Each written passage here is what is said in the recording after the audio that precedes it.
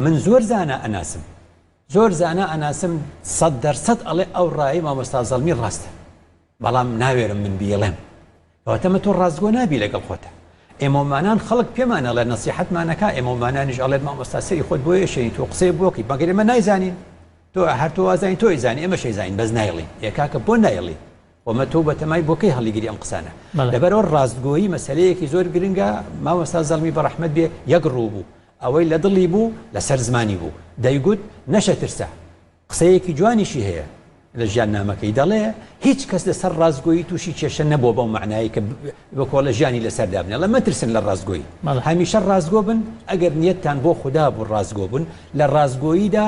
کەس تووشی کێشە نەبووە بە معنای کێشە کەس زیانی نەکردووە لە دینی خۆیان هەمیشە ڕاستگۆیی باش خاڵێکی تر مەسەلەی کاڵم ئازاد بوو بەڕاستی ئازاد بوو ئازاد بوو یعنی میتۆدی خۆی داهێنا میتۆدی خۆی هەبوو بۆ بیرکردنەوە بۆ خوێندنەوە چۆن دەخوێنێتەوە دەڵێ من ئەو کتێبانە کە دەخوێنمەوە هەمیشە شێوازی خوێندنەوەی من بۆ کتێبەکان خۆم تەسلیمی ئەو کتێبە نەکردووە بەڵکو بەو چاوە خوێندومەتەوە کە ئەمە کەسێکی تری وەکو من نووسیوێتەوە منش بە هەمان شێوە دەیخوێنمەوە وەکو کەسێکی ئازاد چەند سوودی لێوەرەگرم چەند سوودی لێوەرناگرم ئەوەی تریش کە زۆر گرنگە مەسەلەی ئازابوون زۆر گرنگە کە لەو جۆرە کەسانەیە لا یەخافونە فی الله لەومەتە لائیم لە لۆمەی خەڵک ناترسێ لەو کەسانە نابێ کە ئەڵێن لۆمەی خەڵک لە عەزابی قەبر گرانترە تۆ عەزابی قەبرت دیوە تا بزانی لۆمەی خەڵک یعنی گرانترە ئەم قسانە چێ هێناوێتی ئاراوە مامۆستا زەڵمی بەڕەحمەت بێ ئازابوون بەو مانایی کە نەترساوە بڵێ ئەم مەسەلەی لە بەرژەوەندی من نییە بە ئەمە نەڵێم یاخود ئەمە بشارمەوە ئەم ئازایەتی بەڕاستی زۆر گرنگە لە ژیانی کاتێکە لۆمەی خەڵک تەواو نابێ لە نەتیجە مامۆستا زەڵمی ئەتوانی لەم سێ قاڵەوە بچی زۆر بۆ زۆر چیتر ئەو بەڕاستی یەکێک بوو لەو کەسانی کە کوردانە بیری لە ئیسلام دەکردەوە نەک بڵێ ئیسلامیانە بیر لە کورد بکاتەوە چونکە زۆرێک لە نەتەوەکانی دەوروبەرمان شتی خراپیان لەسەر کورد نووسیوە و تێکەڵی تەفسیر و فەرمودەکانیش کراوە تێکەڵی ئەدەب کراوە تێکەڵی شعرەکان کراوە ئێمەیان بە جنۆکە زانیوە ئەو شتانی هەموو بە خوڕافیات زانیوە خۆی تەسلیمی ئەو بیر و بۆ چوونانە نەکردووە مامۆستا زەڵمی ڕۆحی کوردانە بووە بەو مانایی کە دەستەواژە و زاراوەیەکی داهێنا من لە کەسم نەبیستووە پێڵە جیهانی کوردی بەو مانایە دێکە ئێمە چۆن ئەڵێن عەرەبەکان ئەڵێن العالم العربی خەڵکێک ئەڵێ العالم الئیسلامی مامۆستا زەڵمی دەستەواژە و زاراوەیەکی داهێنا بە ناوی جیهانی کوردی ئەڵێ جیهانی کوردی ئەمڕۆ بۆیە دواکەوتووە چونکە خۆی دابڕاندووە لە زانستی نوێ هەر لەسەر شتە کۆنەکانە ڕۆ زانستی نوێی نییە هەر ئەمەش لە ڕاستیدا جارێکی تر مامۆستا زەڵمی دەڵێ ینی ڕۆحی کوردی لەگەڵ ڕۆحی ئاین هەمیشە تەبایە ڕۆحی کورد لەگەڵ ڕۆحی ئایندا هەمیشە تەبایە کورد تەبان نییە لەگەڵ ئەو هەموو قسە زۆر و بۆرەی کەوا تێکەڵ بەدین کراوە بۆیە مامۆستا زەڵمی لەو کەسانە بوو خاڵی بەهێزی ئەوە بوو گەشت قسەی زۆر و بۆری خستەلاوە هات لە کرۆشی قورئان و فەرموودەوە خۆی قسەی خۆیە کرد لە ڕوانگەی ژینگەی کوردەواریەوە مامۆستا زەڵمی ئەڵێ ئەو هەموو ساڵی من لە زانکۆ دەرسم وتۆتەوە ساڵانێکی زۆرە هەر بابەتێکیان پێ سپاردوێتم ئەو بابەتەی بە منێ سپێرن ئەڵێن ئەو بابەتە بڵێرەوە قەت نەچوومە کتێبی خەڵکی تر بێنم بیکەم بە منهاج هەمیشە چوومە خۆم نامیلکەیەک کتێبێکم داناوە لەو بوارەوە پێیان گوتۆ فەلسەفەی شەریعە بڵێرەوە لە زانکۆ لە بەغدا وتومە باش چوومە خۆم کتێبێکم تالیف کردو بە ناوی فەلسەفەی شەریعە اینجا ئەوەم گوتۆتەوە کتێبی کەسی ترم نەگوتۆتەوە ئەمە زۆر گرنگە کە تۆ لە تەقلید دەرباز بی چونکە تەقلید شتێکی مەزمومە ئێمە نابێ بڵین إنا وجدنا آباءنا على أمة وإنا على آثارهم مهتدون يان مقتدون أجنا مشتيكي تازنا هينا أرى ولو حالته ويا ما مستا ليرو خالك ديك زور تأكيدي ليكاتو عليه لو شتاني كوا لا باسي طلاقة زور على شوار هزار صالم يعني يكونون لي زور بابته يعني مناتو نسخة طلاقة يعني أو رنج برنامج تريبو ترخان الراسي ده بس يشتكى كعليه يعني أوي كبتو أنا التقليد بشكين يبي خوي تعصب نكا دمارجيري نبي بورايك دياري كراو هر وابزان الدنيا لسر او الرايه الرا او ما مستاذ زلمي برحمد دي دمارجيري نبو برايه كي دياري كراو علمي فراوان بو بو تقليديش كان حتى يقول ام تقليد بو بماي اوي كخلق شريعتي نبي شلون الله لمصر الله احمد امين لغوفاري المنار بابتي كي نسيوا الله صالي 1946 حكومتي مصري داواي كرد لفقهاء اسلامي او مصر ورن قانون كي مدني من بو بنسنوا ايوا فقهاء اسلام 6 فقيه مصريان هنا دوانيان شارزا لفقه شافعي دوان شارزا لفقه حنفي دوانيشان شارزا لفقه مالكي ديشتك من بو بنستو ام 6 كسا 6 من جان بيدان شتي بنستو على 6 من غا يغوشي ان نسي بو دوو شافعیەکە ئەیگوت هەرە بێ بە شافعی قانونی مەدەنی بنووسینەوە حەنەفیەکەش هەروە مالیکێکەش هەروە ئەو بەو تەعەسسوب ئەو جا حکوومەت چی پێگوتن گوتی ئەوە کە قانونمان نەنووسیەوە بە پێی فقی ئیسلامی ئەوە لە گردنی ئێوەیە ئێمە ئەچین بۆ سویسرا ئەچین بۆ فەڕەنسا ئەچین لە بەریتانیا قانونی مەدەنی ئەهێنین و ئەو ئەکەین بە قانون چونکە ئێوە نەتانتوانی هەبزانە چۆن ئێستا شەروە ئێستا دەستوری هەرێمی کوردستان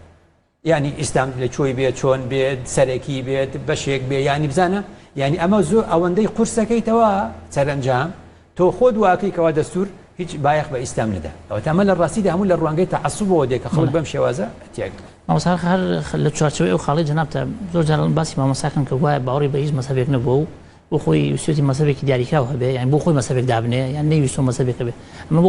وەکو تۆمەتێک بۆ مامۆستایی دروستەکەن ئایا ئەمە لە خاڵە بەهێزەکانی مامۆستایە یا لە خاڵ لاوازەکانی مامۆستایە ئەمە بێگومان خاڵی بەهێزە کە تۆ بتوانیت لە تەقلید دەرچی اینجا من نەزانم زۆرێک لە کۆمەڵگەی کوردەواری خۆشمان لەنێو مەذهبی ئیمامی شافعی زۆربەی زانایانی خۆمان لە هەرێمی کوردستان لە ناو شافعی ڕای جیاوازیان دروست کردووە بەس فەرقەکەی ئەوەیە نایڵێن یعنی خەڵکێکی زۆر هەیە ڕەیەکە هەرە باتەوە ئیمامی شافعی وای گوتووە لە ڕاستیدا خۆی ئەو نییە خۆیان شتێکی تریان گوتووە بەڵام مامۆستا زەڵمی ئازا بوو کە شتێکی دەگوت ئەیگوت من وا دەڵێم بەڵێ مامۆستا من لە هەردوو بەرگی کتێبەکانی مامۆستام خوێندەوە موسا زەڵمی دیارە باسی زۆر ڕێگریەکە لە بەردەمی هەم لە کاتی خۆشی هەم لە ئێستاشا نازانم ئەو ڕێگرانە جەنابەت تۆ بە چەند ڕێگریە زانی ئەم ڕێگەکانی ئەوەنە گەورە بوون کە بتوانێت ڕێ لە ڕێبازەکی مامۆستا بگرێ یان ڕێگرەکانی بچوک بوون مامۆستا توانی تێپەڕێنێ من ئەڵێم توانی تێپەڕێنێ چونکە بەم تەمەنەوە کۆمەڵگەی کوردەواری ئەو شایەدی بۆدا کە توانی ئەو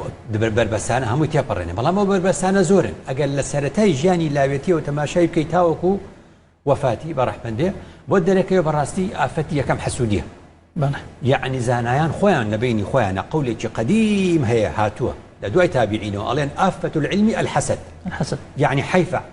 حیفە کە کەسێک دەرەکەوێ و هەڵەکەوێ و قسەیەکی تازەی پێ حەسوودی پێبن حەسوودی چۆن حەسوودیەک حەسوودی ئەوە نابە زمانیا بەدەم بە ملشکاندن بە پەنابردنە بەر پارێزگاری ئەو سەردەمەی فڵان شوێن و راپۆرت لەسەر نووسینی و دەرکردنی و شار بە دەرکردنی ئەمە مەگەر پیشەی خراپی ئەمەیەکێ لە پیشە خراپەکانی کۆمەڵگەی ئێمە کارەکانی ڕێستراشنیشی خۆی هەر ئەوە ئیتر بە درێژایی مێژوو هەموو کەسە باشەکانمان لە غەریبی سەریان ناوەتەوە و شار بە دەرکراون لە وڵاتانە یعنی حەسوودی بەڕاستی یەکێکە لەو شتە خراپانی کە حیف بووە لە ژیانی ئینسانێکی وا مەزنا خەڵکانێک نەیانتوانیەوە بگەنە ئاستی ئەو ئیدی بەم شێوازە چوونە پاشقولیان لێگرتووە چوونە راپۆرتی خراپیان لەسەر نووسیوە چوونە دەریان کردووە مزگەوتیان لێ سندوتەوە ما هەمووی بەڕاستی ئەنجا ئەم پیاوە ئەوەندە مەزنە ئەوەندە گەورەیە ئەڵێ گەردنی هەمویان ئازابێت ئەو بە پیاوی گەورە ئەکرێ بە هەموو کەس ناکرێ ئەڵێ گەردنی هەمویان ئازابێت چونکە ئەگەر ئەوان نەبوونە ئەو علمە گەورەیەشم توش نابوو خاڵێکی تر من پێم وایە بەڕاستی مەسەلەی ناوزڕاندنەوە وەکو باسی مەزەبت کرد ئەو لە ژیاننامەکەیە ئاماژە بە خاڵێکی زۆر گرنگە کە ئەڵێ بە درێژایی مێژوو ویستی بێتیان هەر هەڵکەوتوویەک هەر دەرکەوتوویەک بشکێنن ناوێکیان لێناوە ئەڵێ سەردەمی عەباسیەکان هەر کەسێک دەرکەوتایە و پێچەوانەی دەسەڵاتی عەباسیەکان بووایە و دەسەڵاتی عەباسیەکان حەزیان لێ نەبووایە پیانەوت زەندیق پیانەوت زەندیق ئیتر کافریانە کرد ئەمە بۆی بیشکێنن ئەڵێ دوای سەردەمێکی تر هەندێک لە شێخمان هەیە شێخی باشمانێ و شێخی خراپشمانێ ئەڵێ هەندێک لە شێخانی خراپ هەر کاتێ بەرژەوەندی ئەو لەوە نەبوایە قسەیەکی خێر بکەیتەوە قسەیەکی خێرت کردایە و شێخێکی خراپ بە بەرژەوەندی خۆی نەزانی باە پێتیانەوت مونکر ناوێکی خراپیان لێتەنا کە تۆ ئینکاری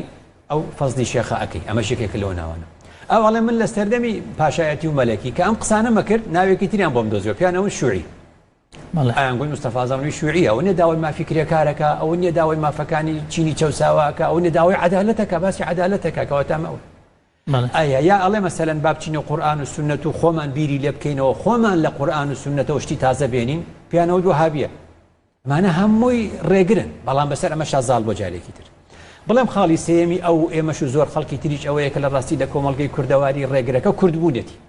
کورد نەبووایە شتێکی تر بووایە زۆر لە ئێستا گەورەتر تەماشایانە کرد کۆمەڵگەی ئێمە کوردبوون یەکێکە لەو خاڵانە ئەڵێ حاجی میرزا قادر لە ساڵی 1954 سێ مەلای هێنا فلان و فلان و فلان منیش لەگەڵیان وتی با بچین سەفەرێکی مووسڵکەین ساڵی 1954 چوین بۆ مستو لە ڕێگایە تەمەن ئەفتۆ حسابی 54 بکە ئەم ڕێگایە زۆر دوورە سلێمانی کەرکووک هەولێر مووسڵ ئەڵێ زۆرمان قسە کردو لەو شتانە و لەوێ شەو جارێکی تر هاتینەوە بۆ هەولێر و لە هەولێر و جارتر بۆ سلێمانی و کەرکووک و سلێمانی جارێکی تر ئەمە هەر قسەمان کردووە بەمەستم ئەوەیە بزانە یعنی کوردبوونی ئەو قسەیەکی جوانەکە لێ وەرناگرن ئەڵێ لە ڕێگا لەو قسانەی کە ئەمان کرد و ئەمان گوت ئەیگوت ئەو سێ مەلایە گوتیان خدر زیندە هەیە ئەمە یعنی چی خدر زیندە ئەیانگوت ئەو عەبدە ساڵحی لەگەڵ موسای پێڵەن خدری زیندە ئەمە نامرێ بە شەرێکە حتا ڕۆژی قیامەت هەر هەیە وتم بۆ وتیان لەبەرەوەی خەڵک ئیشی پێێتی وتم ئەرە پێغەمبەر عەلەیهی سەڵات وەسەلام محەممەد عەلەیهی سەڵات وەسەلام هەموو عالم ئیشی پێێتی هەمومان محتاجی ئەوەی محەممەد لە نێومانە بێ خوا ئەو بە 63 ساڵی ئەباتەوە کەسێکی تر بە شەرێک چۆن ئەبێ وابێ خوا فەرمێ ئەفەئین مت فەهم الخالدون وما جعلنا لبشر من قبلك الخلد خوا قورآنە فەرمێ چۆن یعنی بە شەرێک ئەبێ لە دنیا بمێنێ ئەم قسەیە ئینەکە مەیت وئینەهم وانە ئەڵێ ئەم قسەیە وتم ئەسڵینە وتیان چۆن واڵێ وەڵڵا تۆ لە عەقیدەی خۆت بترسە لە ئیمانی خۆت بترسە تۆ ئینکاری خدرز ناکەی ئێوتم کاکە وایە وتە بە قورآن و بە عەقڵ و بە هەموو شتێک ئاوایە ئەڵێ کە هاتینەوە بۆ هەولێر وتیان با سەرێکی مامۆستا ساڵحی گۆزەپانکەی بین ئەوە بێ لە عەڵقەیەکە باسی کەین مامۆستا ساڵحی گۆزەپانکەی چ زاتێکی چەند گەورە و چەند کەسێکی خەباتجێڕی کورد و ئاین پەروەر بوو ئەڵێ کە چووینە ژوورەکەی ئەو ئەڵێ کە دانیشتم لە تاقەکەی سرم بەر کتێبێکەوت ئەڵێ کە دامگرتم بەم کتێبە سێرکەم زانم چێ سێرم کرد کتێبەکەی تەفسیری نەسەفیە کتێبی مەداریکە مەداریک و تەنزیلە ئەڵێ قەدەری خوا کردمەوە